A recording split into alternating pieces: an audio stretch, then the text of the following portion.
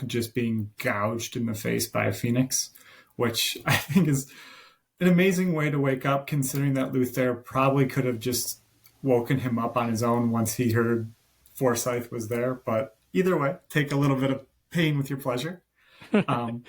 And the reason that he's getting gouged by this phoenix is that Zaxis is extremely motivated. He is spending as much time as he can training, and he wants Volk to train with him. So Luther, in trying to motivate Volk, actually quotes the pillar. He says, "Discipline, without it, we are not masters of our own fate." And this is just a huge win for Volk that Luther actually knows the pillars well enough to quote them. And this is big because, like, even in the very beginning of Dread Pirate, Zaxis uses the pillars to motivate Volk. Like, if you wanted to get Volk to do something, quote any of the steps, and I guarantee Volk's like, okay, I guess I have to now because the pillar says so. And I get the feeling that you don't even have to quote an applicable step. Just the fact that you quoted a step would be enough to get Volk there. Right.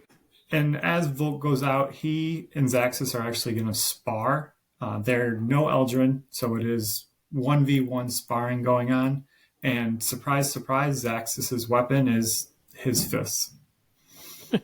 That feels like it just fits extremely well. And Forsyth cheers Zaxis on, and Volk asks Luther, who he is rooting for. And I really, really wanted Luther to pick Zaxis or say, I'm rooting for you, Volk, but I think Zaxis is going to win. So just a funny moment between them where I really wanted Luther to throw in some comedic relief. As they get into it, it is magical powers back and forth. Volk is using his shadow tentacles. Zaxis is using his flamethrower. And Zaxis uses his future sight on Volk to predict what Volk's going to do.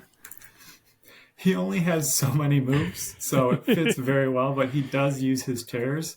And then he pauses, not wanting to hurt Zaxis, even though Zaxis has healing powers as an Arcanist, should heal very quickly. And Luther is extremely annoyed about this because this seems to also be Volk's downfall in real battles. He stops short, doesn't want to hurt people, doesn't want to finish the battle. And this actually leads to Zaxis winning, and Volk has this oddly jealous moment back and forth with Zaxis where he's jealous of the work Zaxis has been putting in and the muscle that he's growing. And I think it's funny because in similar moments you see Zaxis being jealous of Volk because of his relationship with Ilya. So it's this back and forth between them where they're both jealous at each other and upset about each other and standing up for each other, and it almost feels like a sibling rivalry. Right, and it's almost like Zaxis is also jealous of like Volk's relationship with Zelfrey too, because Volk's the one that's always getting put in charge and all that good stuff. So I feel like they're, like you're saying, they have their own strengths and weaknesses, and they're always comparing their weakness to each other and being jealous of the wrong thing instead of looking at what the other one has going for themselves and trying to learn from that.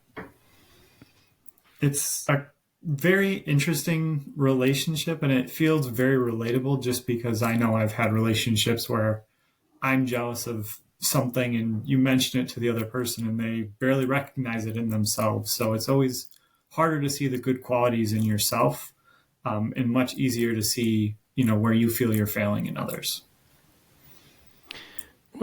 And like you said, with Zaxis being as toned as he is and getting so much muscle, I want to say that like Zaxis is basically making his own testosterone, his own steroids, basically. Yeah, he's using his healing powers on himself after training so that he doesn't get sore, which is really smart idea on his part. And after they finish their spar, that brings us